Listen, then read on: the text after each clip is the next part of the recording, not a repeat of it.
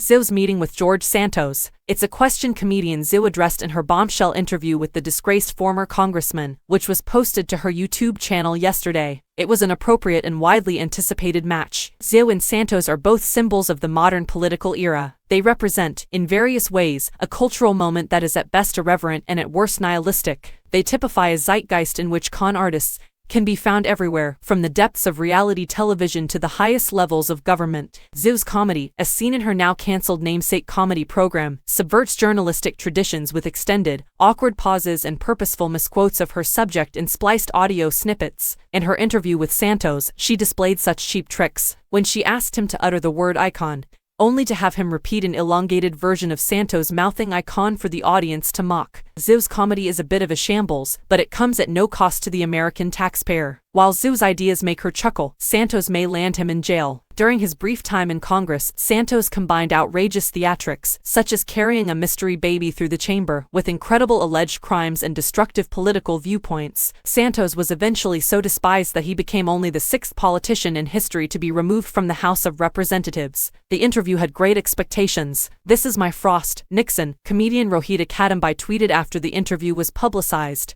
But, in retrospect, what did we expect from this combination? Ziwe's typical zingers were delivered. Softball questions like "how many stolen credit cards did you use to pay for this look?" turned into gotcha questions like "how many stolen credit cards did you use to pay for this look?" However, the final product was unusually gloomy and disturbing. Subjects on Ziwe's previous comedy show frequently struggled to keep up with her world of bold statements and politically inappropriate questions. Some people laughed along with the humor. Others, such as Andrew Yang, struggled over queries such as "what are your favorite racial stereotypes?" The end result was moderately unsettling, but primarily amusing. However, Ziwe's formula did not work as effectively on Santos. Perhaps this is due to the fact that Santos is neither hapless nor self-conscious. He is already the shameless, morally bankrupt caricature Ziwe attempts to shape her into. The most tense parts of the conversation felt as if Santos was meeting Ziwe's gaze rather than being the object of it. These were the occasions when it became evident that Ziwe's manipulations were not part of a humorous performance for Santos, but were simply who he was. As the interview came to a close, Ziwe questioned how the country could persuade Santos to leave. "The lesson is to stop inviting you places," she said at the end.